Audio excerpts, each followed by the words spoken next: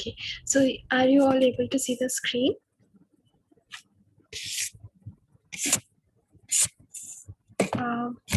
Is the screen visible? Okay, perfect. So hello, welcome to today's session. Today we will be talking about the visualizing methods to visualize what the CNN has learned, and then we will look at its implementation.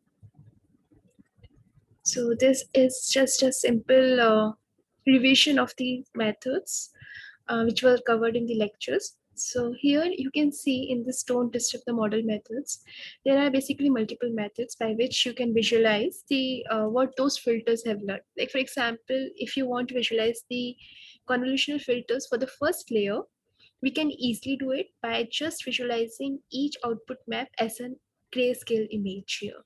So this is the reason here is that so here we have input channels as 3, right? And here whatever the image we are getting, it's easy to visualize it, right? Because it will be like so what will happen here for this first convolution layer, let's say there are k filters, right? So the output feature map will be k cross at height cross width, and this will remain the same if we have used some kind of pending as the input size. Otherwise there will be a slight change, basically a decrease in size with respect to the input image, but it will still be some number of filters which are there present in the convolution layer. So it will be k cross h cross w.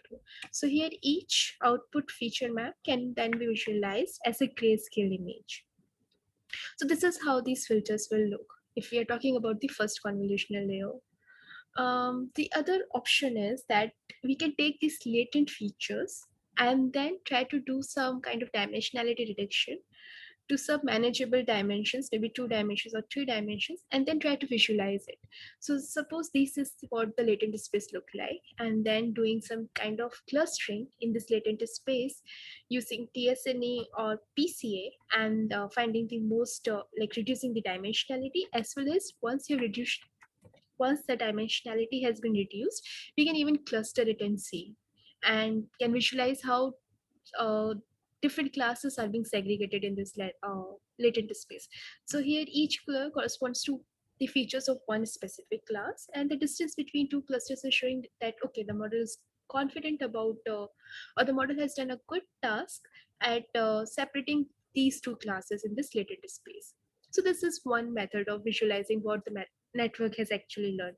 The other possibility is using this occlusion experiment. In this case, suppose we are given there's an image of a dog, and we want to see what made this image, like which particular parts of the image were being focused to predict this image as an instance of class dog. Okay, then in that case we can start occluding different parts of this image and do a forward pass, and then see how this is affecting the final probability vector.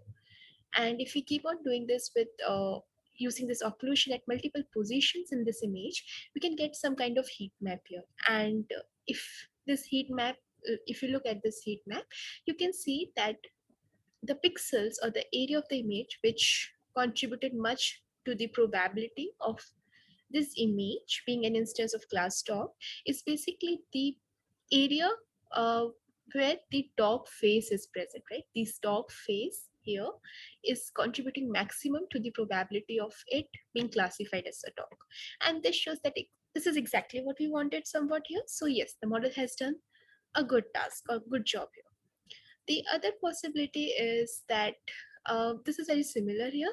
So we try to visualize the, so what we are doing here is that once we have these pooled output, right? Using this output after the pooling layer, we can visualize it and see what is the probability of different classes here, like because what is happening after pooling is, right, it reduces the dimensionality of this output feature map, and then you can just try to see it. So whatever is there, you can just go to the receptor field and then can visualize based on the probability here. So that will also give you some information about how these different feature maps are being learned. So these are the methods in which we are not using any information which is already encoded in the model in the form of weights. or either using the gradients of the network. So these methods were like don't disturb the model. The mainly what we were doing is either we were taking these latent features, or we were just uploading the images at different positions, or simply visualizing the latent first layer convolutional features and so on. The other possibility is that when we try to use the model itself as an information to know what the model has learned. So one such approach is this class activation map. Uh, so as the name suggests, class activation map is nothing but you are trying to learn the map for each class which the model is seeing. So this is a simple diagram representing this method.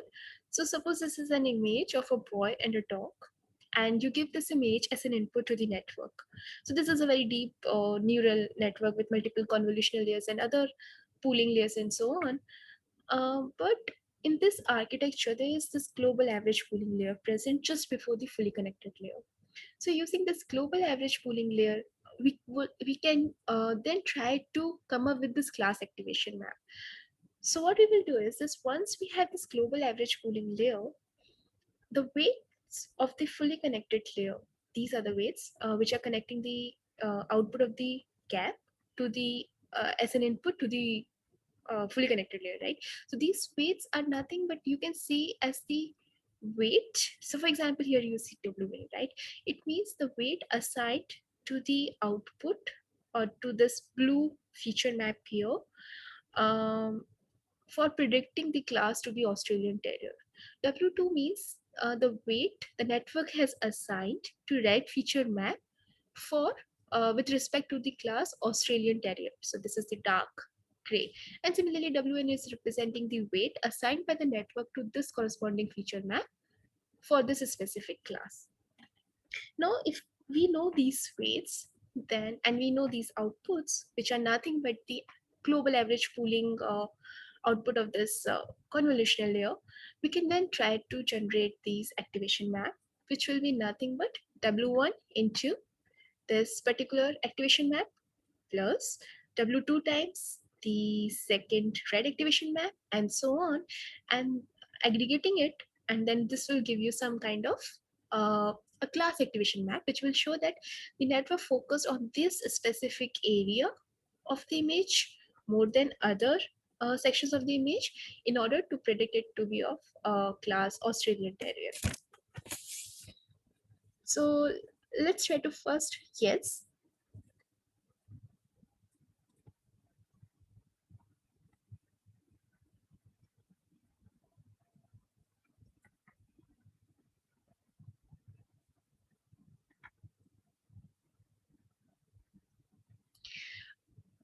Um, so the thing is that the direct correlation is difficult to say because we are using these nonlinear activation functions.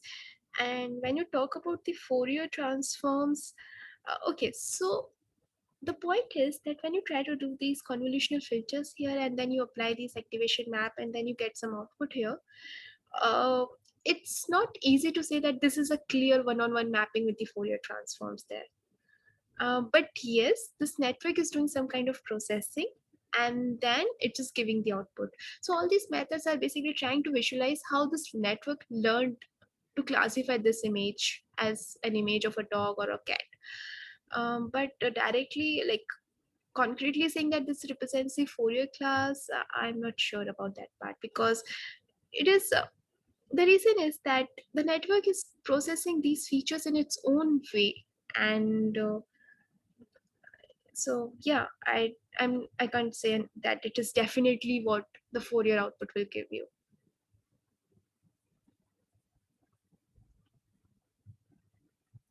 Oh, okay. So actually what happens is that if you try to visualize these features, you will see that the initial layers of the convolutional network is basically trying to focus on very low level features, like for example, getting the lines, the edges, the corners, and so on. And as you will keep on traversing this network deeper, you will see that the deep layers are trying to basically learn more abstract features like something like the nose or the mouth and so on. So this is the general pattern. That's why the initial layers of this neural network are very so when you do this fine tuning, right? So generally what happens that we remove the last layer mainly, or maybe some few last layers of the network and then retrain it, right? So the reason is that the earlier layer in this neural network is basically learning very low level features which are common to most of the data sets. Like for example, learning some pattern of these edges or the corners or the blobs, they are very low level and they are not specifying anything clearly about one specific class. But if you try to visualize the features of the later layers, which you will see in the next few slides, then you will see that they are focusing more on the more abstract part of the objects. Okay. So here, let's coming to this gap layer. So this is global averaging pooling layer. So what happens is that this is the output of a convolutional map, convolutional layer. So this has like a three-dimensional tensor for each image, and it will have, so here T is representing the number of channels, which will be equal to the number of filters in that layer. And this height and width is basically the spatial dimension of each output feature map. So this global average pooling layer is actually mapping this 3D tensor into 1D tensor such that it tries to do the averaging of each feature map and use that average as one value. So what I mean here is that if we look at this purple feature map here, then you sum up all these values and divide by the total number of neurons, total number of cells basically, and that value will come here. So this is the average of this feature map. Similarly, the average of the second feature map, this colored in green, will give you a single value. So this way, the global average pooling layer actually tries to average out each feature map to one single value, reducing the dimensionality of this 3D array to 1D array. So now coming to how the gap is working. So the CAM is working. So this output of gap layer is given as an input to a fully connected layer. Remember this architecture? Once we apply the global average pooling, we get the to the output of this convolutional layer, we get one dimensional vector, which then can be directly fed as an input to this fully connected layer. And if you're talking about batch of images, then this result will be done for each image separately. So it will be like a 2D array. But again, then you give it as an output input to the fully connected layer, that you will again get a 2D array, right? Now, so what it does is that this YC is equal to summation over K, the class feature weights, WKC. So if you look at this fully connected layer, right? So what is happening? To predict the probability or to predict the score for this specific class, what it is doing is whatever was the first feature map, average, multiply it with W1 plus W2 times this value plus and so on, right? So this will give you the score for this specific class. So the similar thing is written here. So K is representing to the number of these maps here. So for each feature map, we take its corresponding weight for the specific class C. So this WKC is this, right? So this K is representing the feature maps here, and C will be corresponding to this Australian Terrier. So then we are taking this class feature weights WKC times the average global average pooling value, which has already come of the feature map. So this is nothing but the gap layer. And once you try to do this, you will see that this, because this is a summation, right? So you can definitely swap the summation out. Swapping the summation, you will get something like this: 1 by z summation of I comma j of k WKC aij of k, right? And this can be seen as a class activation map. That is, if we try to just do it for one specific location I comma j, it will be what? It will be just WKC times of aij of k. So that is the weighted average of the values in different output feature maps will give you the weightage given to that location for predicting the score of class C. Okay, and if we do this for all the positions in the image, we will get the class activation map represented by MC for class C. So this will reduce to W1 times of the first feature map plus W2 times of the second feature map and so on. And this will give the class activation map. So this is with respect to the Australian Terrier. So, and this is coming because we took the score for the class C. If you took the score for some other class, let's say some maybe tiger, then it will show you that to predict it as an image of class tiger, what different parts of the image was being considered or paid attention to. This is class activation map. So the one constraint here is that it needed this global average pooling layer, right? And there may be some architectures which doesn't have this. So in that case, you either remove the last few layers and add this particular part and retrain it and then visualize it. For example, the task where you have to predict the next one, right? And this architecture will not be specifically present there. So in that case, the CAM needed retraining. Uh, so um, now there's another method called Grad-CAM, which no me needs a specific architecture. What it says is, suppose we want to visualize the output of one specific convolutional maps here, right? Then just take the gradient of the score function, whatever the score function is. So if it is an image classification, it will be the probability of the class. If it is an image captioning, then it will be the probability of the word it is predicting. Similarly, for visual question answering, it will again be so if there are so many questions, it will try to predict what the answer, one of these answers, right? So the probability of the correct answer. Now, all this, whatever is the score is, you just take the derivative of the score with respect to these feature maps, okay? And then do the global average pooling over the gradients. That will be now serving as the weight of these feature maps, and then taking the weighted average of these feature maps will weighted sum of these feature maps will give the uh, class activation map.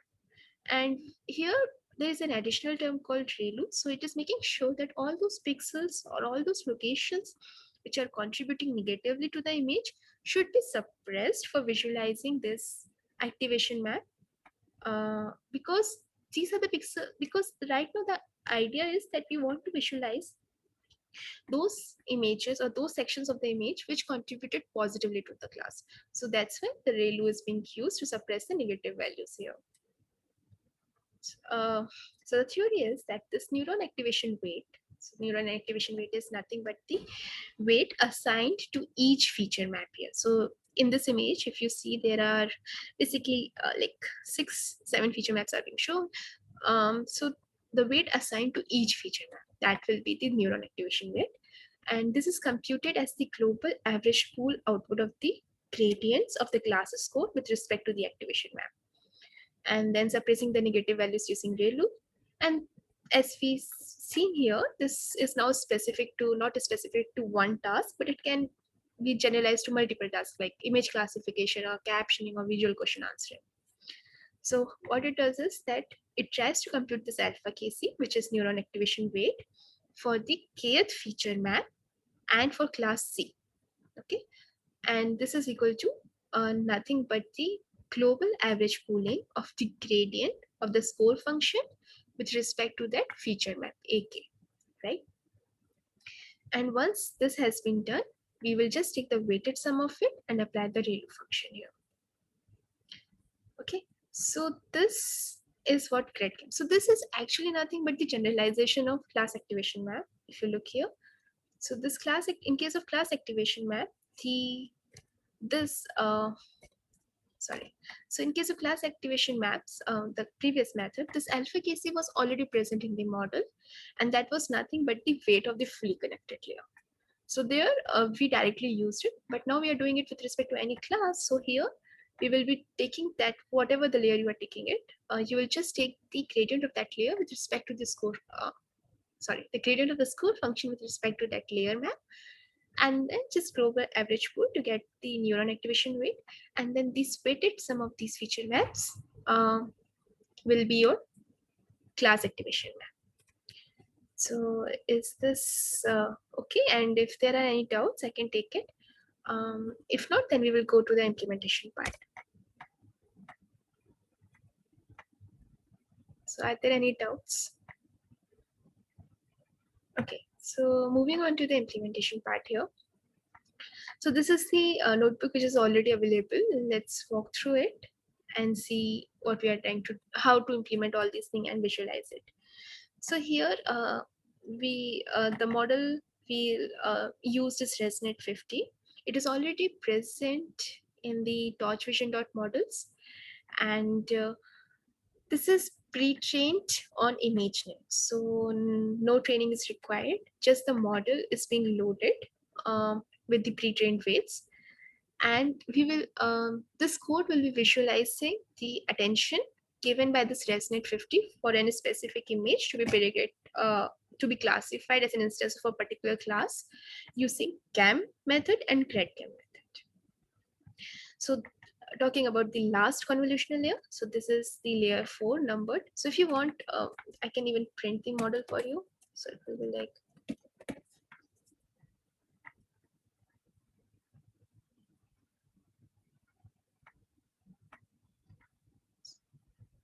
okay, so the last convolutional layer is basically modules.get layer 4, right? So what will happen is the layer 4 termed here is the module which will be giving you the last convolution layer. So once you pass through this layer 4, the output of it is the output of the last convolution layer, because this is a sequence of convolutional and batch norm layers and followed by ReLU layer. But the output of this layer 4 is also the output of the last convolution layer in the model. So that's why the module labeled as layer 4 is being retrieved here. So we get the final convolution layer as the model dot the modules dot get layer 4.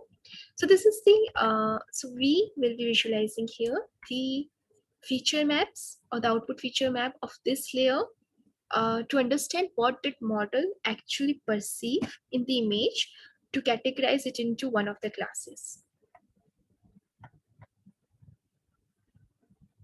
So okay, now to visualize this class activation map, we need the output, right? And for that, we will be adding a hook function here, a hook to the layers output.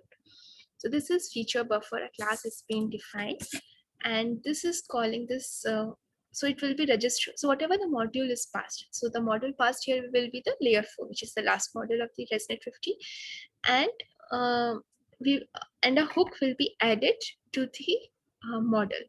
So now, so whenever the input will be given to the module, its output will now be saved or copied in the self.features, and we will this self.features will be analyzed. Basically the weighted sum of this will be taken to visualize the class activation map. So this is the init function of this feature buffer class, which is which has this hook as its way up member, and that is nothing but registering a forward hook to this module.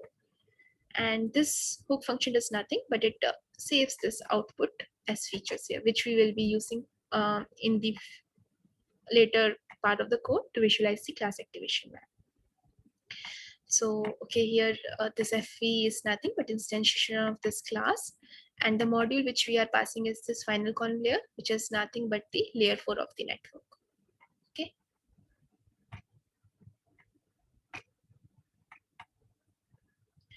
Now the image will be a tree, like it will be an RGB image, and it will be having a value from 0 to 255 for each channel.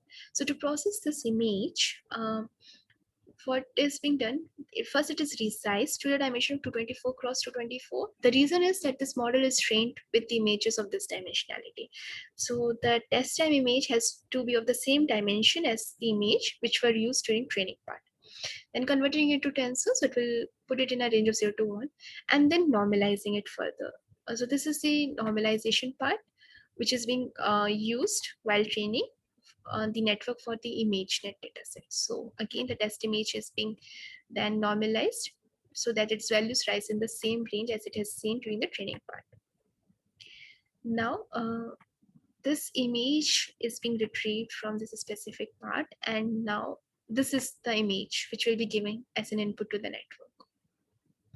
So to process this image, the image is being transformed and unsqueezed. Unsqueezed is because the network is assuming an input of 4-dimensional.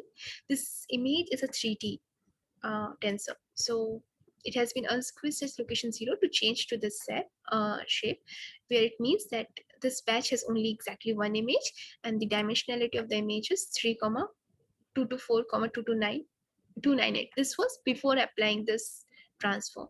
After applying the transform, it would have changed to 1, 3, 224, 224, because there was this resize option, which was resizing it to this shape. Now, so the image has been pre-processed, the model has been put into evaluation mode, and now this image is given as an input to the model and we'll get the output here. And the feature maps will be nothing but this fp.features, which is being retrieved using the hook function. So let's look what the model first predicted. So the shape of the output is this, because its ImageNet has 1,000 classes, and it has predicted the probability for each of these 1,000 classes. So this is a 1,000 dimensional vector. Basically, this is the score for each class right now. The feature map's shape here, that will be equal to torch.size. Okay, so the feature map shape is nothing but the shape, the output feature of the last convolution layer. So it means the output layer has 2048 filters, and each feature map is of dimensionality of 7 cross 10. Okay, and if you also want to see, let's see what did the model actually predicted the class of this image. So for that, we will be using the softmix function over the class scores, which is known as the logic vector. So applying the softmix to this logic, we will get the probability of each class and printing it using the max function. So the torch.max will give you the maximum probability in this 1,000 dimensional probability vector, as well as the index of that class. So the maximum probability is this 0.815, and it is being predicted for the class 292, which is corresponds to tiger cat.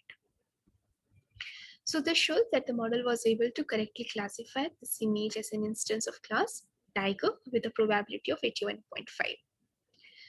Now we need to visualize the class activation map using the CAM method. For that, what we need the features of the last convolution layer. Okay, that we already got in this feature maps. The next thing needed is the weight of the fully connected layer.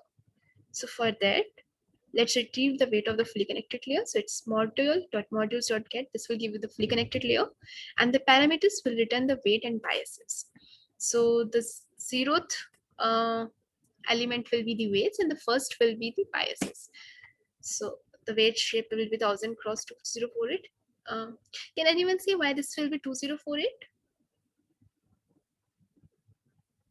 The reason is that we had 2048 cross 7 cross 10 as the size of the output feature map. So after applying the global average pooling here, this 7 cross, it will be applied. So this is nothing but basically averaging each feature map.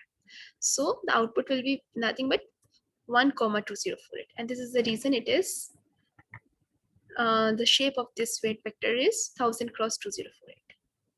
And now, so basically you can visualize it, right? For each feature map, the weight for each of the 1,000 classes. Okay. Now, what will happen is, now we have the weights of the fully connected layer, which is the weight of the feature maps, and we also have the features. So we just need to use the weighted sum of this to visualize the activation map. So for that, it's very simple here. So we got this class weights. So what is class weights here? We are taking the weight with respect to one specific class. Okay, so class weights, which is here, and underscore class. And underscore class is nothing but this. So the class which is predicted by the model is 292, and we want to visualize why it assumed the image to be of class 292. Right? So for that, what is being done? The weights corresponding to class 292 are being retrieved in the class weights, and now this will be used for the weighted sum. So class weights is equal to reshaping it into -1, 1, 1, because remember the shape is this, it's still a 3D tensor here, and we need the weighted sum of this. So just reshaping the class weights, multiplying it with each feature map, and then aggregating it. So it's being done here, feature maps into class weights, taking the sum, that is the class activation map. And visualizing it, you can see this something like this. So if you remember the image of tiger, this is where we also wanted the attention to that, right? In the center, um, to precisely focusing only on where the tiger is and not focusing on this background much. So this is what has been happened. Let's try to visualize this class activation map by superimposing it on the image. So for that, this is another method of visualizing their class activation map using different interpolation scheme here, and this is more smooth. You can see that it paid most of the attention was given in an image to these parts, which corresponds to the tiger's head and the rear part of its body and the front legs as well. So this shows that the network paid attention to these areas of the images more than the darker area of the images here shown, in order to predict this image as an instance of the class tiger. Is this clear to everyone? The CAM visualization part? Any doubts? Okay, so now moving on to the next part, which is the gradient fitted CAM. So this gradient fitted CAM is nothing but this, where we will be computing the gradient of the score function with respect to the feature map, taking the global average pooling, doing the weighted aggregation of it, passing it through the ReLU to give the Grad-CAM. So let's follow these steps one by one to visualize it.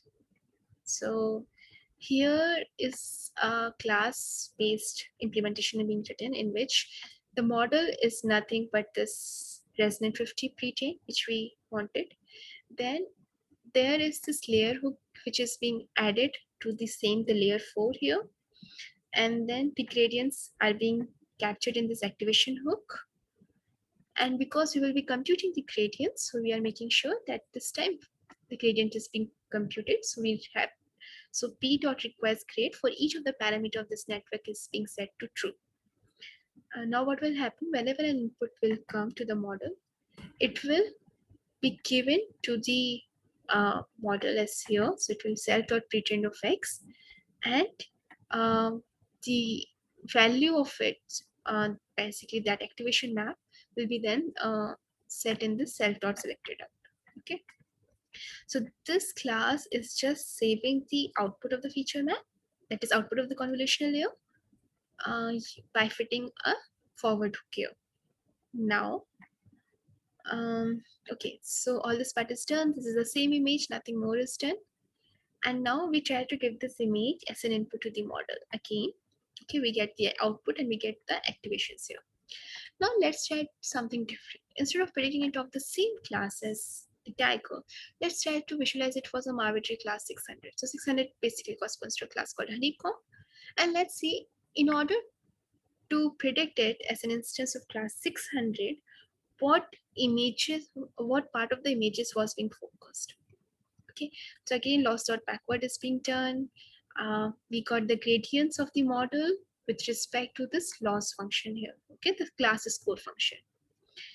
And once this is being done, the gradients are being pooled. Okay, so this is the same steps here, that we first compute the gradient and we pool the gradients. So gradients are computed with respect to the score function. Gradients are pooled, and then the next step is just the weighted average of each feature map, using these as the weight of the features. So here it will be for I in range of activations dot shape of 1, activations of I into equal to pooled grades of I. So what is being happening here is that we already have the activations, right? So now we are just multiplying each activation by this weight, and this weight comes by pooling the gradients along the dimensions 0, 2, and 3. Why 0? Because it's a single image, so it doesn't matter, it will just reduce the dimensionally. That's what we wanted here. So we got an output of 2048. Generally the mean has to be only on 2, 3. So the size, if there are multiple images in the batch, then make sure it is 2, 3 and not 0, 2, 3. Okay, and then squeeze it. So now we already have the weighted activations. The next step is to sum it up. So torch.sum, averaging these weighted activation map and then squeezing it, and that will give us the heat map. And then followed by a ReLU activation. So when we try to visualize this heat map, you can see, okay, this was the image and you can see where it paid attention to, right? So it's not clear here, but you can see here. So in order to say that the reason why it gave very low probability to class 600 is that it focused on these areas of the images which are not very relevant, right? And this shows that, so what are these particular parts of the images? Like the skin of the tiger, the some face part here, some rare portion here, and all these reasons are the all these parts of the images are the reason why the network said, okay, the probability for the class 600 should be low. So now